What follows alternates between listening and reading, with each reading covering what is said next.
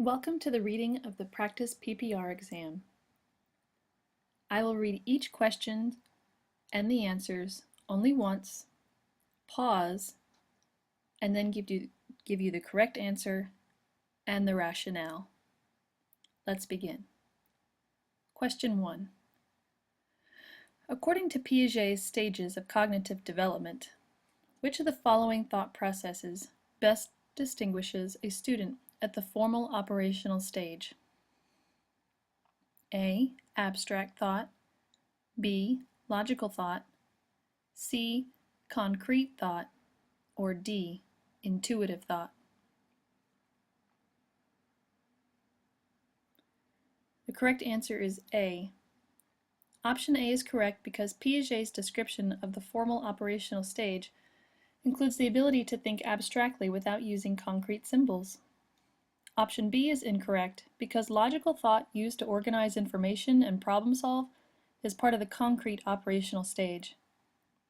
Options C and D are incorrect because concrete and intuitive thought develops before the formal operational stage. Question 2. Danielle is a 4-year-old who prefers to play by herself and is not comfortable interacting with other children. To best facilitate Danielle's transition into the next stage of play development, the teacher should provide a variety of A. Individual activities and materials that children can do side by side. B. Small group and child-directed activities. C. Play props and cooperative activities. Or D. Interesting and age-appropriate individual activities. The correct answer is A. Option A is correct because providing students with individual activities and materials that children can do side by side helps support parallel play, the next stage of development. Options B and C are incorrect because they support play levels that are beyond what children at this age are ready for. Option D is incorrect because simply providing interesting and age-appropriate activities will not promote movement into the next stage. Question 3. Ms. Wen notices that a boy in her kindergarten class comes to school very irritable and is hyperactive most of the day. He has trouble concentrating and frequently fights with other children. Which of the following actions would be the most appropriate first response to the situation? A. Referring the child to the school nurse for possible attention deficit or hyperactivity disorder symptoms. B. Monitoring and documenting the behavior to be used at the parent-teacher conference in a few months. C. Setting up a conference with the child's parents to discuss behavior at home and sleep schedules. Or D. Collaborating with an administrator to develop an intervention plan to address behavior.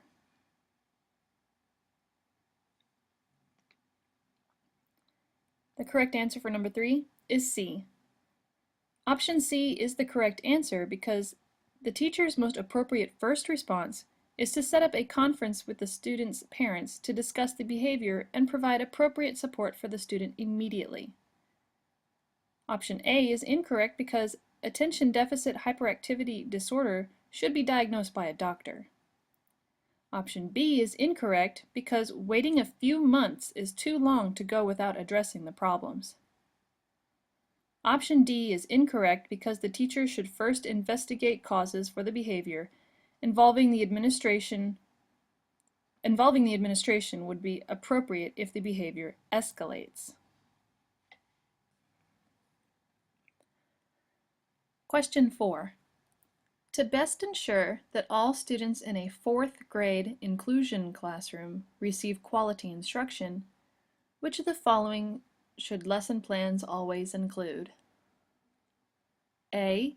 Individual assignments for each student and planned time for whole class reteaching. B. Activities at varying difficulty levels to allow the students to make self-directed choices. C. extra time for reteaching and needs-based modifications of student activities, or D, blocks of time for small group instruction for students with learning disability. The correct answer for number 4 is C. Option C is correct because including extra time in the lesson plan to ensure the student's basic understanding and to allow for any lesson modifications best supports inclusion. Option A is incorrect because individual assignments for every student in the class may not be feasible due to time constraints. Individual assignments may be unnecessary if flexible groups and reteaching lessons will meet the student's needs, since research supports that working in groups of 3 or 4 yields the same results as working one-on-one. Option B is incorrect because students may not self-select the appropriate difficulty level. The level should be determined by offering activities that are challenging yet achievable on an independent level and as guided practice. Option D is incorrect because small group instruction that is solely intended for students with learning disabilities excludes general education students, and small group instruction is not comprehensive in meeting each student's individualized education program, or IEP.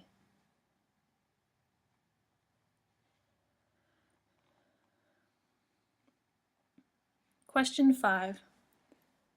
A first grade teacher has readers who are below grade level, each at a different level. In planning individualized instruction, which of the following is the best first step for the teacher to take? A. Providing an assessment to identify students' reading strengths and weaknesses. B. Incorporating daily drills for students to practice reading skills. C. Having students pulled out of the classroom for small group reading instruction. Or D. Developing students' oral language and writing skills.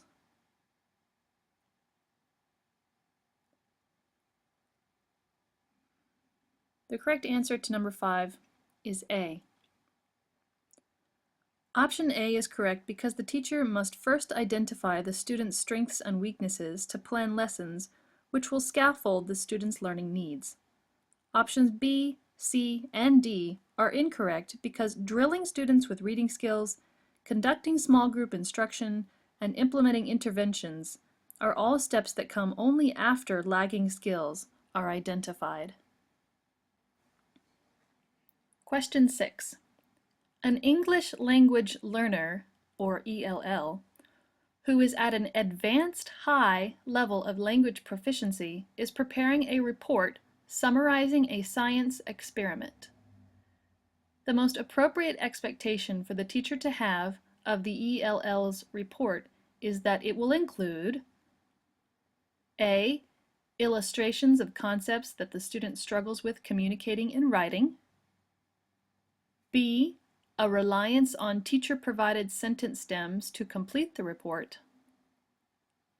C. Writing that is correct in content but below grade level in syntax and grammar. Or D. Grade level content information communicated with few language-related errors.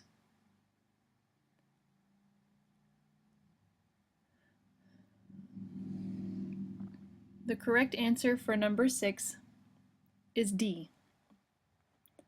Option D is correct because students performing at an advanced high level of language proficiency should be able to communicate grade-level content information with few language-related errors. Options A and B are incorrect because a student who needs to use illustrations for written communication or who relies on teacher-provided sentence stems is performing at a beginning or intermediate level of language proficiency. Option C is incorrect because writing that is below grade level in syntax and grammar is not characteristic of students writing at the advanced high level of language proficiency. Question 7. 5th grade students have just completed a social studies unit in which they explored pioneers' everyday life during the westward expansion. Which of the following student activities would show the highest level of critical thinking? A. Creating a timeline of important events during westward expansion. B. Completing a multiple choice assessment about pioneers during westward expansion.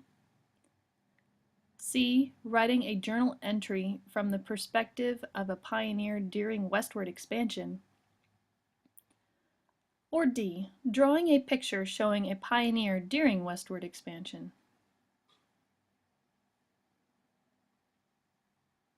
The correct answer to number 7 is C. Option C is correct because using all the information from the lessons to create a journal from another person's perspective requires students to use skills that are at the evaluation level, which is the highest level activity on Bloom's taxonomy. Options A and B are incorrect because timelines and multiple choice assessments are knowledge and comprehension-based activities. Option D is incorrect because drawing a picture of a pioneer is a knowledge-based activity. Question number 8. Which of the following teaching strategies best supports intermediate level English language learners in the development of speaking English in academic settings? A. Modeling pronunciations of key academic vocabulary. B. Reviewing the concepts within the content through repetition. C. Providing native language translations of academic vocabulary. Or D. Connecting academic vocabulary to common idioms.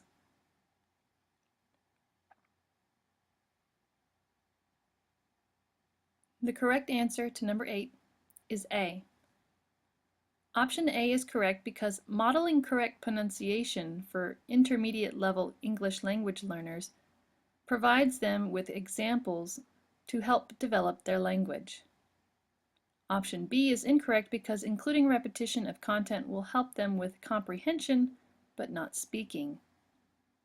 Option C is incorrect because providing native language support is most appropriate for beginning level English language learners. Option D is incorrect because connecting academic vocabulary with idioms is too advanced for an intermediate level student. Question 9. A 5th grade science teacher wants to accommodate science textbook reading assignments for English language learners. Which of the following activities would best support the goal? A. Providing the English language learners with an audio tape version of the science textbook. B. Modifying the textbook content according to the instructional level of the English language learners. C. Segmenting textbook passages into smaller sections for the English language learners. Or D. Providing extra time for the English language learners to read each textbook assignment. The correct answer for number 9 is C. Option C is correct because segmenting the textbook will linguistically accommodate the English language learner by chunking the material into more manageable pieces while maintaining the content of the material.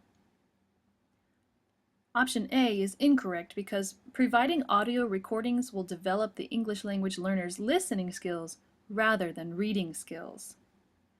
Option B is incorrect because the goal is for English language learners to meet grade level expectations through linguistically accommodated instruction, not through modified or simplified content.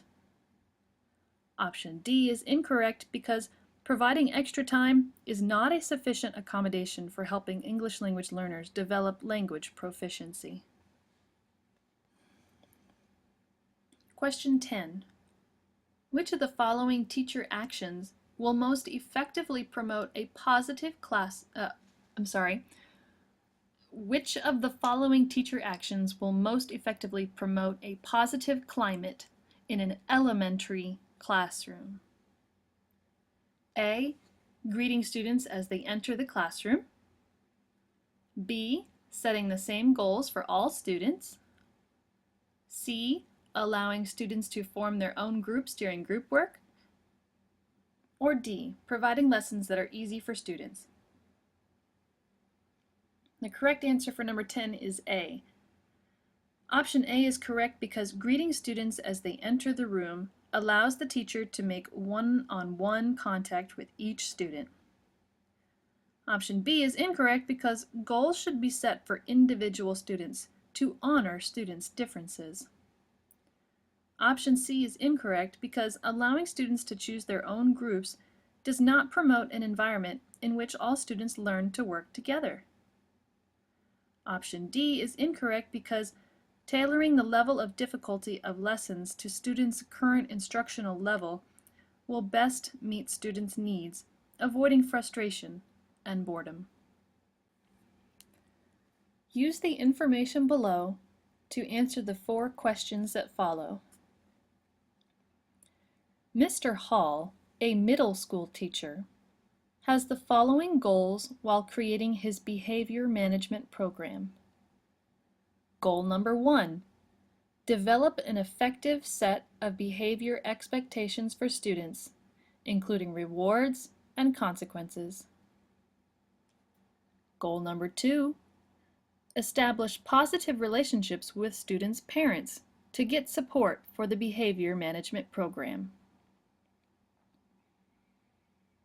Question 11.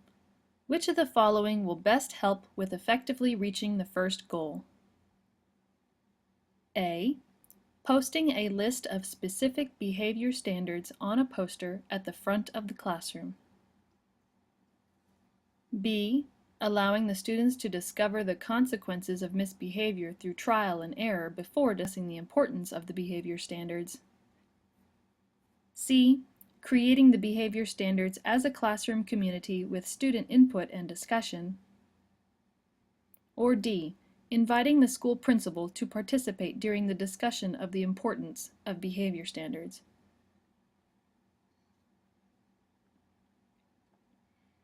The correct answer for 11 is C. Option C is correct because developing the behavior standards as a classroom community with student input and discussion fosters ownership in the rules. Option A is incorrect because posting the rules is a good practice, but is most effective after students have an opportunity to be part of the development of the rules and rewards. Option B is incorrect because discussing the behavior standards should happen before the students practice them. Option D is incorrect because involving the principal as the rule enforcer does not allow students to develop a sense of ownership in creating their own classroom community. Question 12. The most appropriate guideline to help Mr. Hall reach the first goal is to incorporate A. 3 to 5 general standards that guide productive learning. B. 10 to 15 standards that provide detailed information. C. 3 to 5 standards that define consequences. Or D. 10 to 15 standards that teachers implement across classes.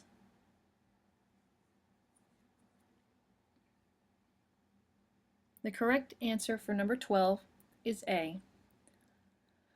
Option A is correct because 3 to 5 is an appropriate number of standards that will not bombard students with excessive emphasis on all the ways they could possibly do things wrong. At the same time, the general rules provide an important guide for students. Options B and D are incorrect because 10 to 15 rules are too many for students to effectively remember and incorporate into the expectations of their classroom behavior. Option C is incorrect because rules should be stated in a positive manner.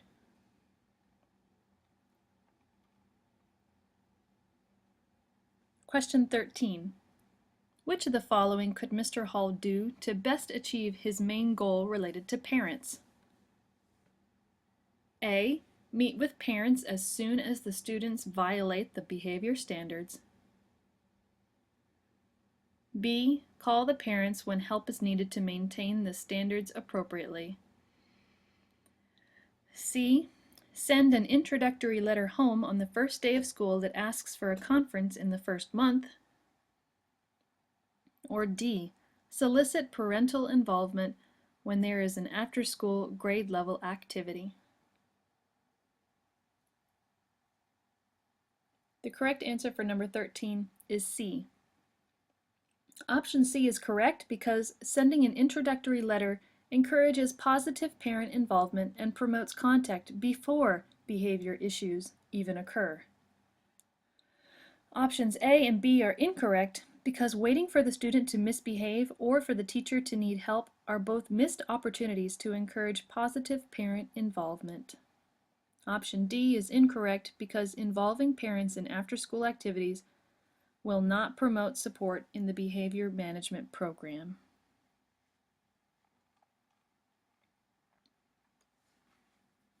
Question 14. After the plan has been implemented, Mr. Hall schedules a phone conference with the parents of a student who is not following the plan. In the conference, which of the following approaches will best promote the second goal? A, developing behavior standards to be implemented at home and then summarizing how to address academics and behavior. B, preparing notes on the student's misconduct and then suggesting ways for the parents to provide positive and negative consequences. C, providing a more specific set of behavior standards and then suggesting that the parents email any questions and/or concerns. Or D, summarizing the student's achievements and challenges and then encouraging the parents to discuss the situation.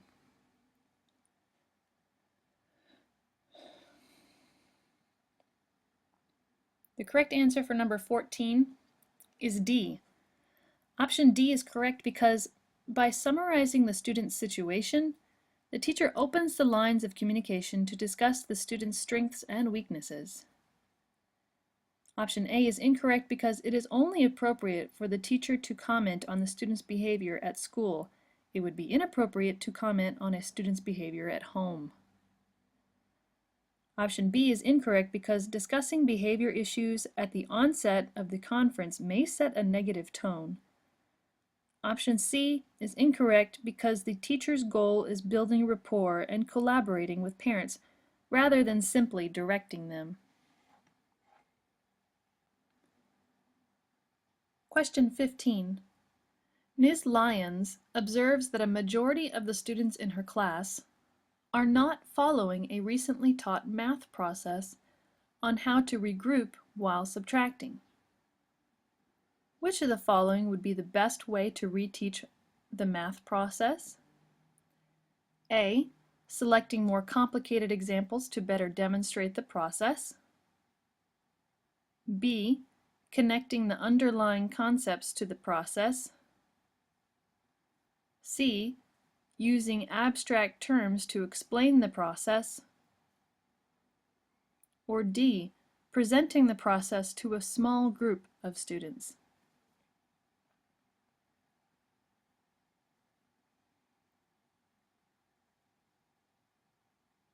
The answer to question 15 is B. Option B is correct because by working with students to connect concepts to the process, the teacher will promote students' understanding of the process itself. Option A is incorrect because more complicated examples will likely add to the confusion. Option C is incorrect because concepts are better understood concretely. Option D is incorrect because if the majority of the class is struggling, it is most appropriate to provide reteach instruction to all students. Question number 16. When posing a question, the amount of wait time a teacher allows before calling on a student for a response primarily depends on the A, familiarity of the concept being discussed, B, amount of time allotted for the lesson, C, cognitive level of the question being asked, or D, number of students with their hands raised.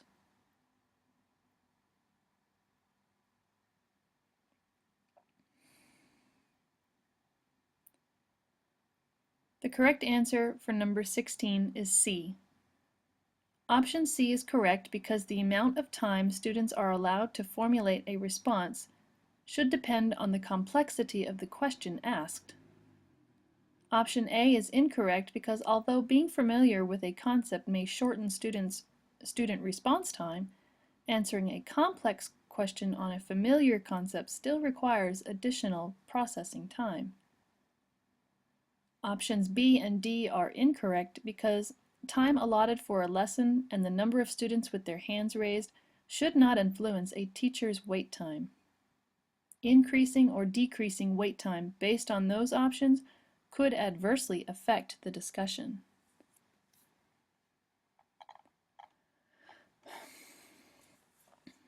Question 17. Before beginning a unit on plant life, students in a class answer the question, "What questions do you have about plant life?" in their learning journals. At the end of the unit, the teacher has students return to their list of questions and answer as many as they can. A primary reason for using this activity is to help the teacher A. Understand students' opinions about plant life. B. Encourage interaction between students about plant life. C. Foster student ownership in their learning about plant life. Or D. Develop students' scientific vocabulary about plant life.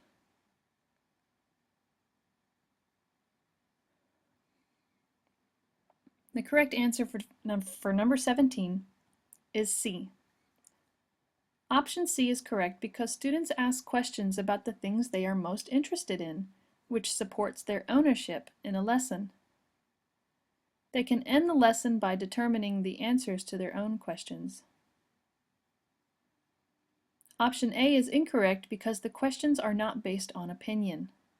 Option B is incorrect because the activity is intrapersonal because students write the questions themselves without collaborating or interacting with each other. Option D is incorrect because vocabulary development is not a primary reason for the activity.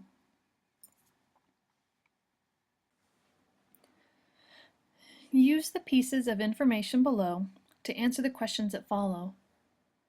The pieces of information build on one another to create a hypothetical scenario, and the questions ask you to make appropriate decisions given the situation described. Part 1. Ms. Ramirez is a 5th grade teacher planning a unit on the environment. The students will work collaboratively to conduct internet research that will culminate in a group computer-based slideshow persuading community members to participate in helping to protect the environment. When constructing her lesson plans for the unit, Ms. Ramirez anticipates potential challenges that may arise while students are conducting their research. She decides to conduct several mini-lessons before students begin their research. Mini-lesson number 1. How to distinguish relevant from irrelevant information. Mini-lesson number 2. How to refrain from plagiarism. And mini-lesson number 3. How to keep their research organized. Question number 18. Ms. Ramirez presents students with a broad topic and an internet article related to the topic. To best address the first mini-lesson, which of the following activities should students complete next? A. Highlighting the first and last sentence of each paragraph in order to focus on the information pertinent to the research question. B. Note-taking based on the information that the photograph captions provide about the research question. C. Discussing the search engine parameters used to obtain the article, including keywords from the research question. Or D, annotating applicable points in the article that focus on the information pertinent to the research question.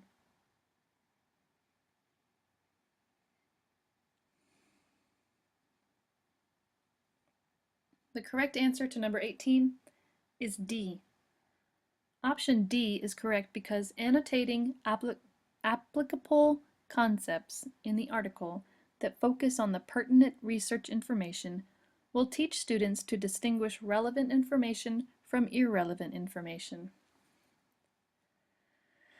Option A is incorrect because this is a strategy for determining the main idea, not determining how relevant the article is to the broad topic.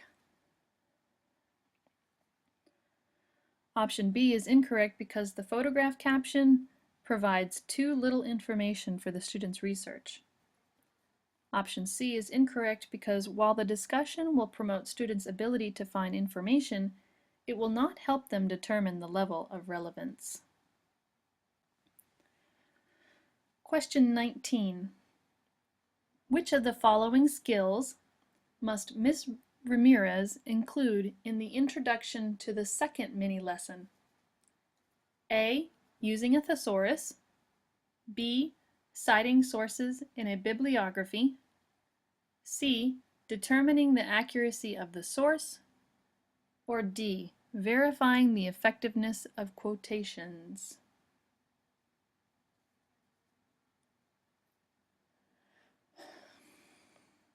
The correct answer to number 19 is B. Option B is correct because helping students cite sources in a bibliography will help them prevent plagiarism by knowing how to give credit to the original source. Option A is incorrect because using a thesaurus will only help them with improving word choice. Option C is incorrect because determining the accuracy will only help them with determining the reliability of the source. Option D is incorrect because verifying the effectiveness of quotations will help students with the quality of their papers. However, it will not directly teach them how to cite sources. Question 20.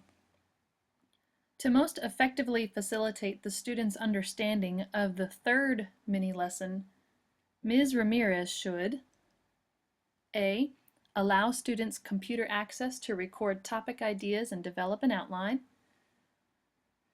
B. Require students to keep a journal to reflect on their progress. C. Allow the librarian to demonstrate how books and journals are organized. Or D. Require students to search for images that correspond to their ideas.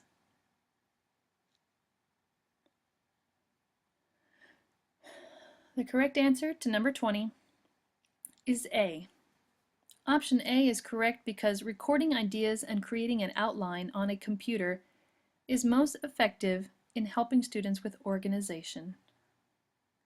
Option B, C, and D are incorrect because keeping a journal about their progress, receiving information from the librarian about the organization of the library, and matching images to written ideas will not help students with organization of their research. Question 21. Which of the following methods would best help students manage their time throughout the unit? A. Emailing parents the project's due dates and having the parents follow the project's progress. B. Assigning students accountability partners with whom to share the project's progress. C. Breaking the project into logical segments and regularly assessing progress. Or D. Providing students with grading criteria when the project is assigned.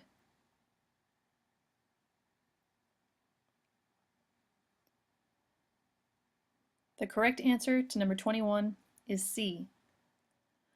Option C is correct because breaking the project into logical segments and regularly assessing students' progress helps them successfully manage their time. Option A is incorrect because while parent communication is good, the accountability should lie with the students. Option B is incorrect because assigning accountability partners alone does not provide the structure and supervision that students will likely need for time management. Option D is incorrect because while the grading criteria tell students the expectations, knowing the criteria will not necessarily help students with time management. Part 2. At the end of the unit, Ms. Ramirez has the students complete a self-assessment rubric to reflect on their strengths and weaknesses throughout the project. The rubric has specific questions about their research, slideshow presentations, and collaboration skills with their group. The rubric also has a comments section. After reading the students' comments, Ms. Ramirez notes that several students expressed that the project was not relevant to their lives. Question 22. Which of the following outcomes does the self-assessment rubric best promote for students? A. Taking responsibility for their own learning and decisions. B. Determining which group members work the most on the project. C. Enabling them to determine their appropriate project grade. Or D. Providing a place for them to assess Ms. Ramirez's instruction.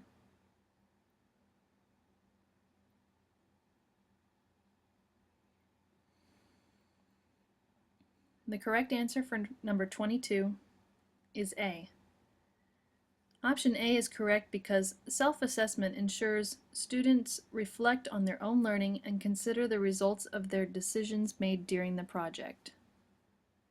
Option B is incorrect because self-assessment activities best encourage students to develop awareness of their own learning, not the learning of their classmates. Option C is incorrect because the primary purpose of the self-assessment is not to provide students an opportunity to determine their grade for the project.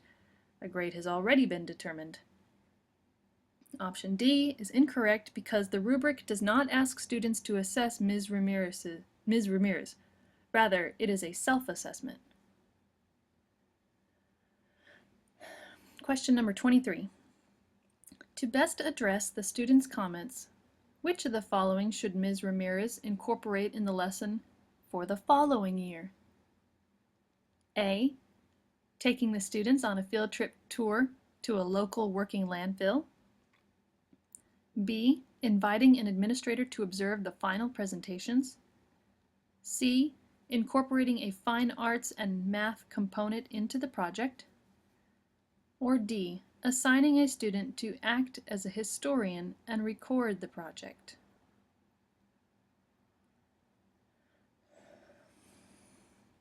And the correct answer for number 23 is A.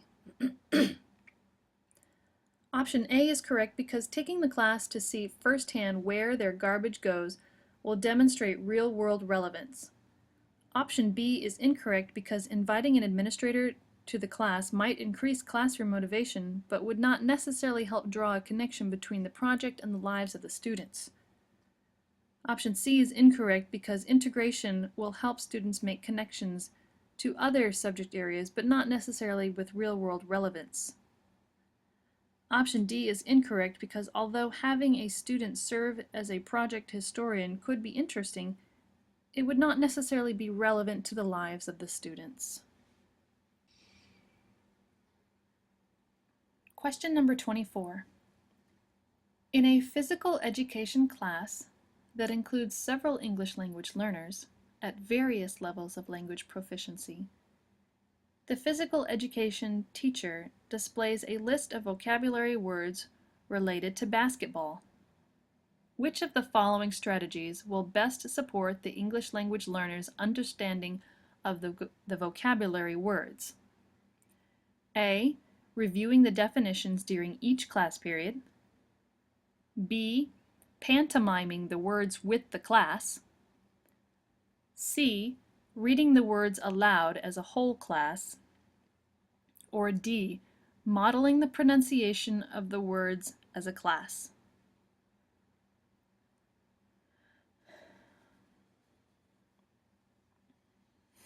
The correct answer to number 24 is B.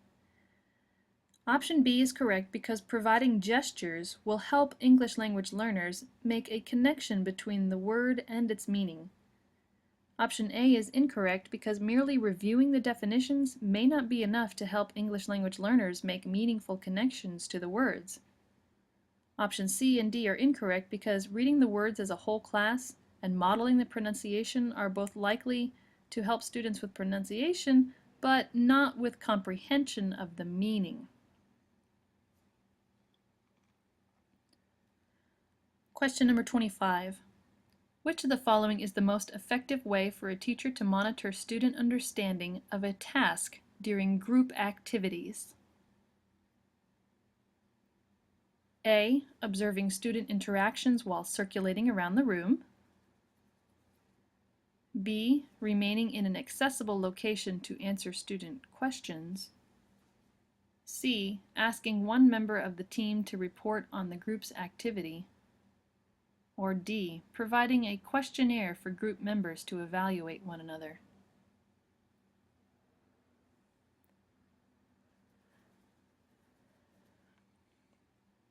The correct answer for number 25 is A. Option A is correct because circulating around the room will allow the teacher to monitor students continuously.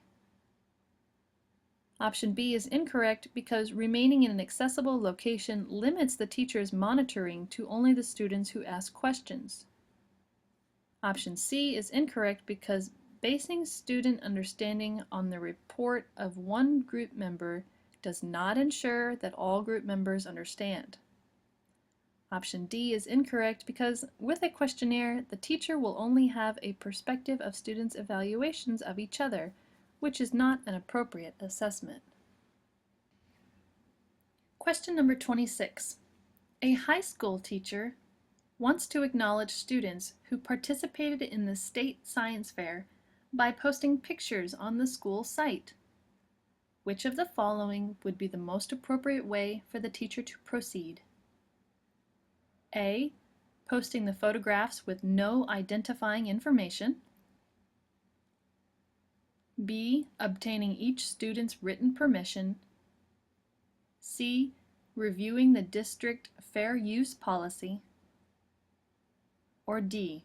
Reviewing the district acceptable use policy.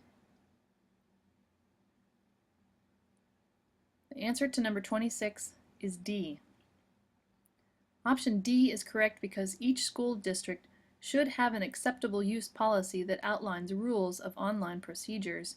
Therefore, the teacher should check those policies first. Options A and B are incorrect because posting the photographs even without identifying information or with students' written permission does not include parental permission, which is necessary. Option C is incorrect because the scenario described does not involve fair use of copyrighted materials. Question number 27. A third grade teacher is planning a lesson on media literacy. One of the teacher's goals is for students to be able to compare various forms of written conventions used in digital media. Which of the following student activities best supports the goal? A. Exploring a list of websites provided by the teacher and sorting the sites into categories based on the kind of information that is provided. B. Researching a topic using the internet and emailing a note to a friend that includes 3 facts from the research. C. Using a Venn diagram to distinguish characteristics of a blog from those in a web-based newspaper article. Or D. Working in groups to create a classroom website about events in the classroom.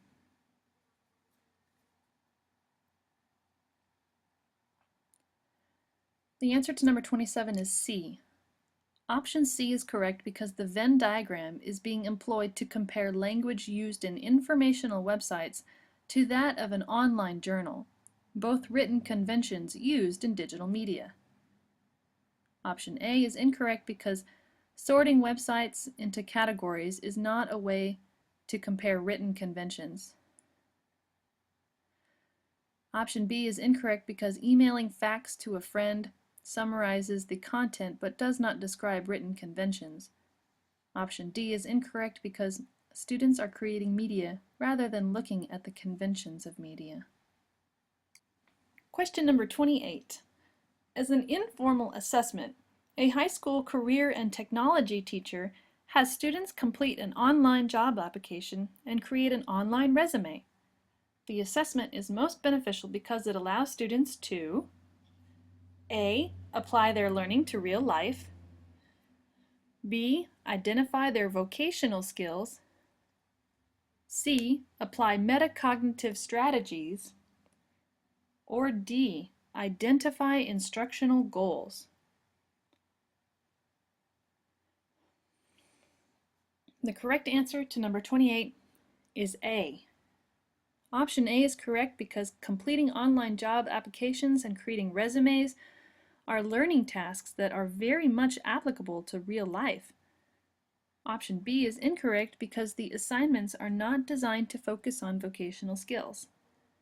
Option C is incorrect because the students are not thinking about their thought processes in the tasks. Option D is incorrect because students would not identify instructional goals. Question number 29.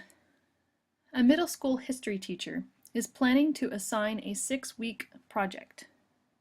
Which of the following teaching strategies would best help promote students' understanding of the project's expectations? A. Requiring the students to fill out a self-assessment form as they complete the project. B. Questioning students periodically about the status of the project. C. Discussing the grading rubric that will be used before unit tasks. Or D. Requesting that students explain the project to their parents and obtain their parents' signature.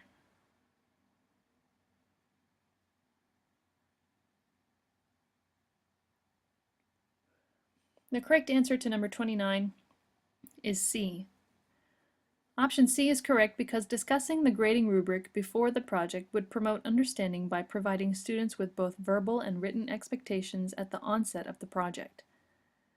Option A is incorrect because a self-assessment would help students measure their learning at the end of the project, but not necessarily help them understand what is expected by the teacher from the beginning of the project. Option B is incorrect because while questioning helps the teacher monitor students' progress, it does not promote students' understanding of the expectations. Option D is incorrect because while ensuring that the parents know about the project is a good idea, this measure requires students to already understand the expectations. Question 30. When assessing students' writing, a teacher uses holistic scoring. Which of the following is true of holistic scoring? A. The score is based on the overall quality of both content and mechanics. B. The writing sample is divided into separate parts and given separate scores for each part. C. The score is based on the students' self-assessments as they proceed through the writing process. Or D. The writing sample is used to rank the students' writing across the same grade level. The answer to number 30 is A. Option A is correct because holistic scoring of a writing assignment involves assigning a single score to a piece of writing based on the overall quality of both content and mechanics. Options B, C, and D are incorrect because they are descriptors, not holistic scoring, matched to other types of assessments, including analytical scoring assessments, self-assessments, and norm-referenced assessments. Question number 31. A 6th grade teacher recognizes that during her lesson on the human body, many students are not paying attention and one student has fallen asleep. The most appropriate actions for the teacher to take would be to A. Remind the class that not paying attention will have consequences and apply behavior consequences accordingly. B. Move on to a different activity that engages the students and reevaluate the lesson's effectiveness at a later time. C. Conduct a different short activity, such as singing a song, that will break up the monotony and then have students return to the original lesson. Or D. Call on students who are not paying attention and have them move to a desk closer to the front of the classroom.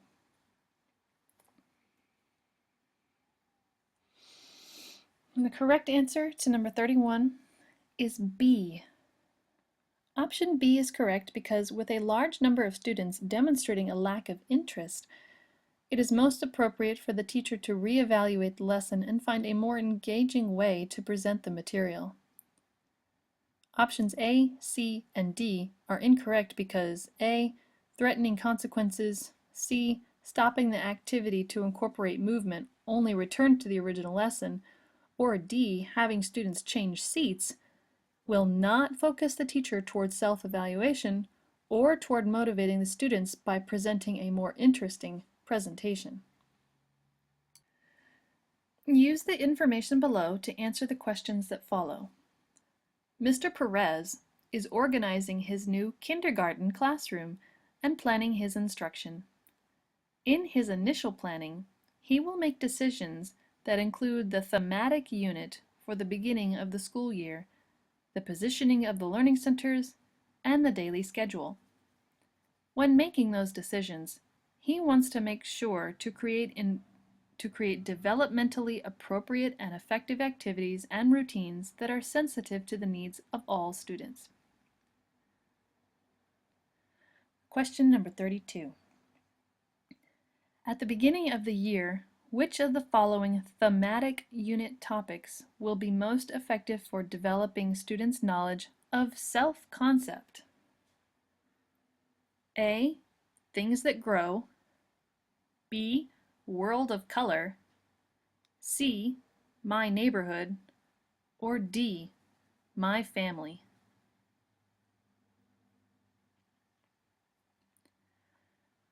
The correct answer to number 32 is D. Option D is correct because a unit about family is developmentally appropriate and relevant, and it does not exclude a child with socioeconomic or cultural differences.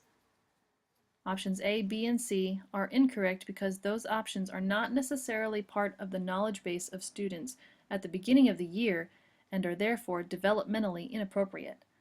The topics exclude students who have not yet received instruction in those areas, as well as students who have limited experiences beyond their home environments. Question number 33. Which of the following learning centers will be most beneficial for Mr. Perez to position next to the classroom library? A. Block Center. B. Writing Center. C. Sand and Water Center. Or D. Dramatic Play Center.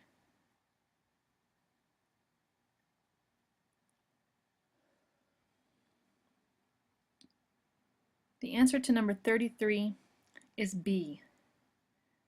Option B is correct because having the writing center near the library center promotes a connection between the two literacy domains.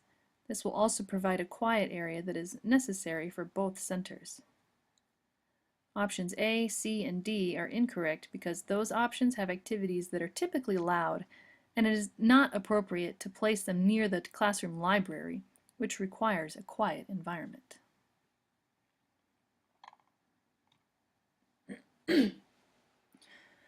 Question number 34.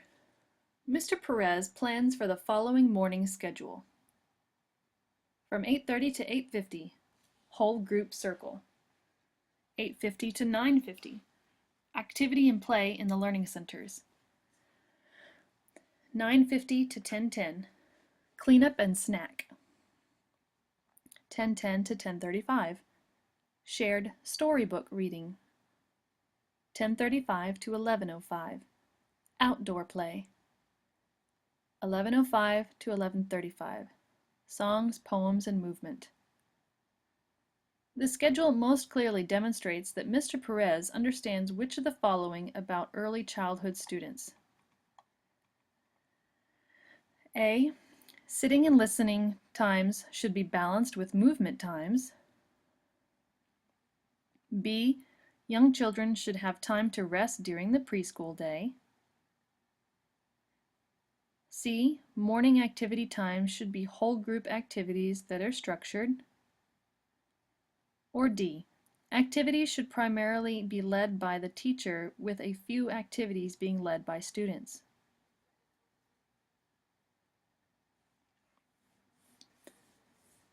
The answer to question number 34 is A. Option A is correct because in this schedule, times of sitting and listening are appropriately balanced with times of movement. Option B is incorrect because rest time, which will likely be in the afternoon, is not reflected in this schedule. Options C and D are incorrect because they are inappropriate statements about early childhood students and they are not reflected in the schedule. Question number 35. Mr. Rainier wants to establish regular two-way conversations with the parents of his students. To best achieve this goal, Mr. Rainier should first A. Write a positive note to inform parents and guardians of student progress. B. Set up a meeting to discuss mutual goals for student progress with parents and guardians. C. Ensure the parents and guardians receive and send back students' signed report cards. Or D. Require students to maintain daily planners that are signed by parents and guardians and checked by the teacher.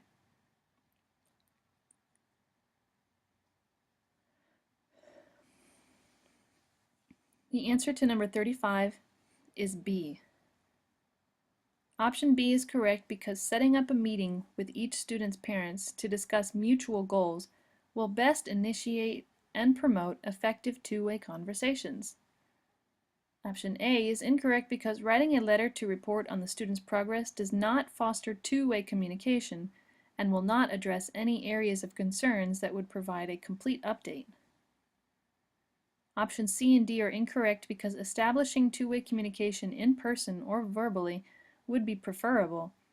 After establishing a good rapport with parents, written communication may be a good way to accommodate different schedules.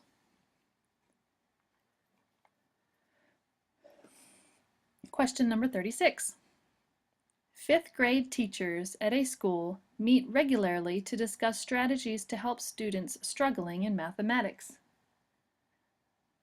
The primary benefit of the meetings is helping teachers to A. Provide instruction for various types of learners. B. Reward teachers who use effective teaching strategies or teaching practices. C. Acknowledge that some teachers use better methods than other teachers do. Or D. Counsel each other when they are frustrated.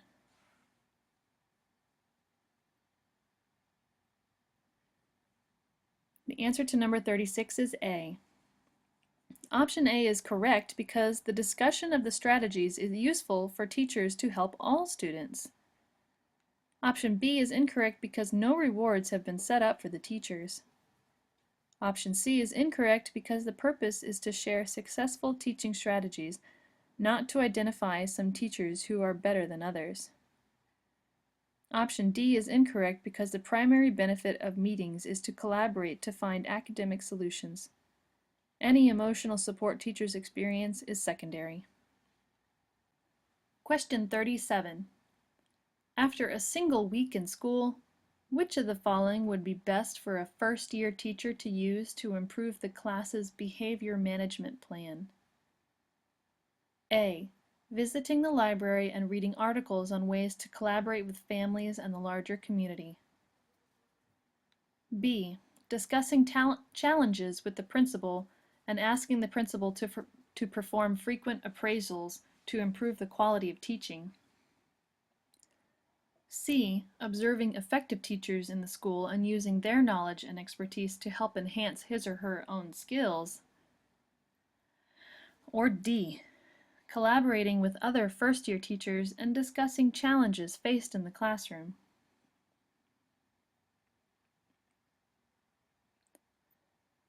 The answer to number 37 is C. Option C is correct because observing an effective teacher is the best way for a new teacher to learn effective strategies. Option A is incorrect because reading articles about collaborating with family and community does not directly address classroom management. Option B is incorrect because it would be most meaningful to a first-year teacher to receive guidance from a mentor teacher. The principal's role would be to identify a mentor teacher for the first-year teacher rather than try to mentor all first-year teachers. Option D is incorrect because while having the teacher meet with other first-year teachers to share experiences is a useful support tool, experienced teachers are better models for improvement of the behavior management plan. Question number 38. Mr. Riley emails his child's teacher to ask about how to identify whether or not his child has a learning disability. The most appropriate response is for the teacher to A. Plan a meeting with the school counselor, the principal, and Mr. Riley to discuss the issue. B. Provide Mr. Riley with information about tutoring services, online resources, and extracurricular programs. C. Discuss the process of systematic interventions, monitoring, and evaluation with Mr. Riley. Or D. Advise Mr. Riley to observe and monitor his child's homework, study, and behavior habits.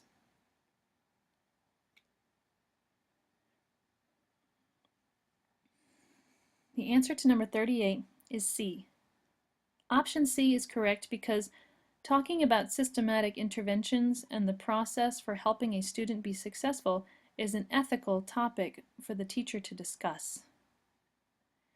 Options A and B are incorrect because more research and investigation must occur beyond a statement of parental concern before a committee is convened or outside resources should be offered by the teacher.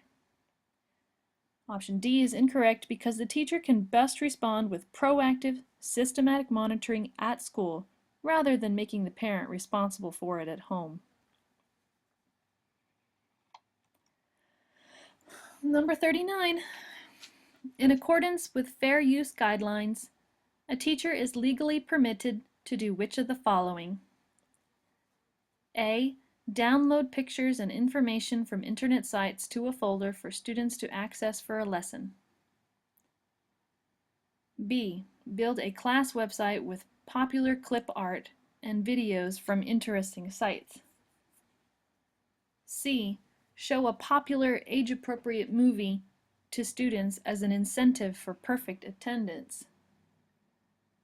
Or D. Make copies of a copyrighted software program legally purchased by the school for student home use.